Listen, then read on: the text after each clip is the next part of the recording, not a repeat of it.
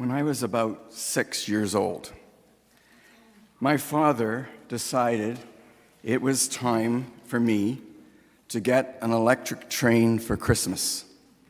I was the firstborn. He hadn't had the opportunity to get an electric train for one of us, at least in our name, before that. So he was really keen, and he did. So with great enthusiasm, he created an elaborate layout. Besides the freight train itself, there was a model station, there was crossing gates with flashing lights, there were telephone poles, and artificial trees. But most intriguing of all for me was the little plastic Victorian lampposts, replicas of the black iron posts that have that frosted globe on top. They weren't anything special during the day, but once you exposed them to bright light, they glowed in the dark with an eerie blue-white light. No wires, no batteries, no flame, no heat. Forget the train, Dad could play with that. How did these things shine like that?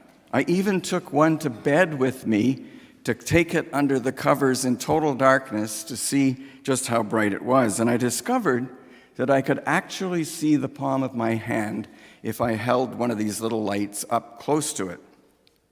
I was fascinated by these little lampposts, by their mysterious transfiguration. Like my lampposts, Moses, when exposed to the bright light of God's presence, came away with his face shining. Jesus, Moses, and Elijah all shone with dazzling glory on that mountaintop, again in God's presence. And Paul tells us that we too could shine with the same glory when we turn to the Lord. So what is this glory? What is this light that can shine in our faces too? Well, our faith gives us at least two clues, and I'm just picking out two of them. There's lots. From Genesis 1:27, God created humankind in God's image.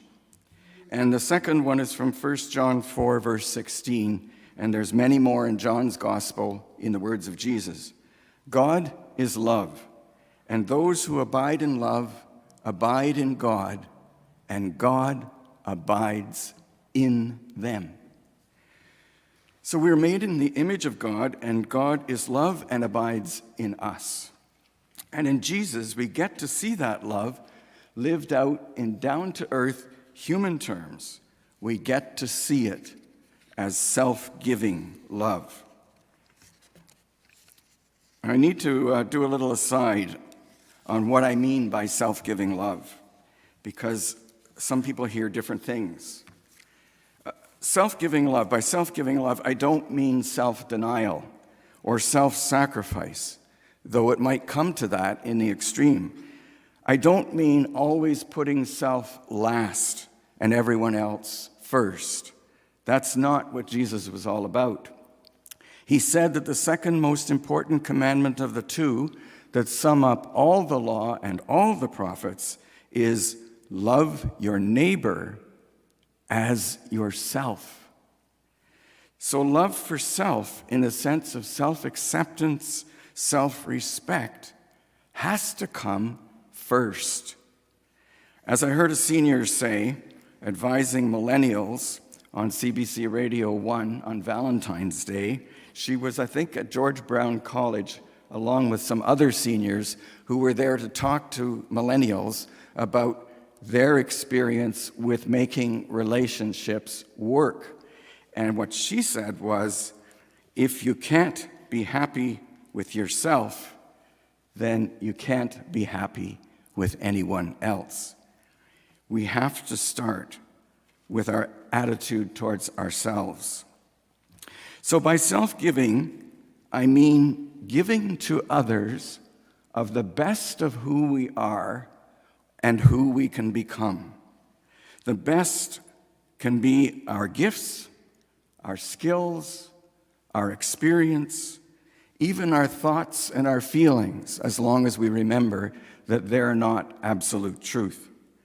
So that's what I mean every time I'm going to say self-giving love throughout the rest of my words here. So if we're made in the image of God, and if God is the self-giving love we see lived out in Jesus, then think about it. Think about it. We don't have to figure out how to transfigure ourselves in order to shine with the glory that Moses, Elijah, and Jesus shone with. Our transfiguration has already been accomplished. Each of us has been created fully capable of this glorious self-giving love. And that self-giving lover is already a part of who we are. So I can hear you thinking, okay, preacher, where is all this self-giving love? Where is all this glory? Why aren't we all dazzling each other all the time with the glory shining from us constantly? Well, we just confessed one answer to that question in our prayer for transfiguration. We aren't constantly dazzling each other with the glory of our self-giving love because of all the various veils that we let dim that glory. Fear, distrust, mistrust, these are just a few. When we're afraid of disapproval or rejection or not belonging or confrontation, and when you think about it, the fear of confrontation is really just a fear of being rejected. When we're afraid of change or of the unfamiliar, when we distrust or mistrust others, self-giving is the last thing we're likely to do. Self-giving calls for action, reaching out. It calls for opening up and being vulnerable. Fear and distrust close us down. They freeze us in inaction into defending ourselves or the status quo. If I don't think I'm acceptable myself, how could I believe anyone else would find me acceptable? Instead of giving who I really am, I hide, I veil my true self. I end up giving the kind of person I think others expect me to be in order for them to accept me or praise me or vote for me. The glory of our transfigured self-giving gets veiled, and sometimes these veils are so thick they become walls. We wall ourselves off and in. As American poet Robert Frost put it in his poem Mending Wall, something there is that doesn't love a wall, that sends the frozen groundswell under it and spills the upper boulders in the sun and makes gaps even two can pass abreast. Before I built a wall, I'd ask to know what I was walling in or walling out, and to whom I was like to give offense. I love his play on that offense as a poet who does this a lot. Give offense or give offense, either one works. Maybe U.S. President Trump should embrace his inner poet, or at least one of his country's best loved ones. Or even better, maybe he should unveil, unwall his inner, already transfigured, self-giving lover. There are lots of things that can veil, wall off, hide, or dim our self-giving love. And I've mentioned only a few in our prayer for transfiguration. You can probably think of others. What is it that veils, gets in the way of your self-giving love, that keeps the world from seeing the glory of that love shining in all you think and say and do. There's one unusual veil you'll be shocked to hear when I mention it. Are you ready for this? It's hope. Not ordinary hope, that's good. I'm talking about hope's dark side, and if you've never thought about hope's dark side, you're about to. This fascinated me so much that I explored it in a poem, a whole poem designated to it. And I began by darkening Emily Dickinson's line from one of her poems.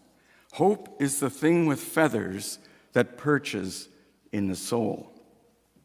Now, with apologies to Dixon and to all of you who love that particular quotation, here's hope's dark side.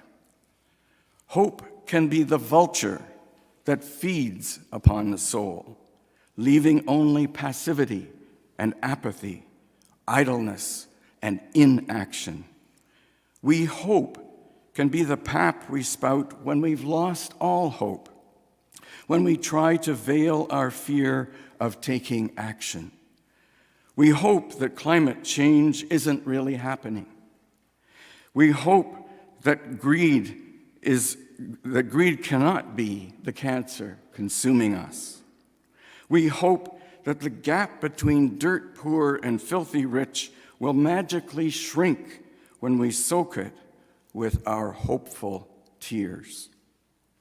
Have hope can be the pap we're fed by the powerful to buy more time to take more for themselves. This hope is for the wincer, the cringer, the hand wringer, this hope that feeds upon the soul. I told you it would be dark. But this is a kind of fake hope, not to be confused with genuine hope, the thing with feathers that perches in the soul. This is apathy and inaction, the very opposite of self-giving love, which is engaged and active. This apathetic hope can be a very dark veil over our transfigured self-giving love. The problem we need to address is not our transfiguration. That's already been done in our being created in the image of God's self-giving love. The problem is how to get rid of whatever is veiling, getting in the way of, walling in our self-giving love. One step toward unveiling or unwalling our transfigured inner core might be to ask Robert Frost's question. Before I built a wall, I'd ask to know what I was walling in or walling out, and to whom I was like to give offense.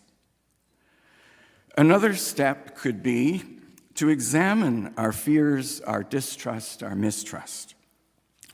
Why do I feel so threatened by disagreement or confrontation?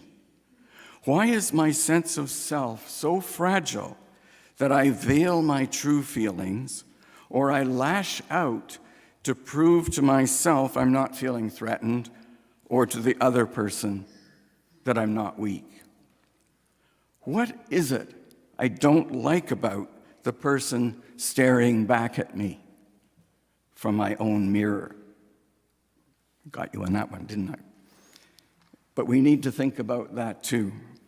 But we need to do something else. Like my little Victorian lampposts, our self-giving light gradually fades with time. It takes a lot of energy to be self-giving. We may be able to unveil whatever is dimming our light, but we can't light ourselves up. We need regular exposure to the bright light of the Holy One's self-giving love, as we've seen it revealed in that down-to-earth human being in first century Nazareth. Regular participation in weekly worship is one way we can get this exposure. We need it. We need to be illuminated, constantly reminded that we are already loved, already accepted as we are, already transfigured by self-giving love into a self-giving lover ourselves, from glory to glory. And we need to be reminded of our call to be self-giving lovers in all we think, say, and do in the darkly veiled world we live in. Then, exposed to that light regularly, as Paul puts it, all of us, gazing with unveiled face on the glory of the Lord, are being transfigured into the same image, from glory to glory. May it be so for all of us. Amen.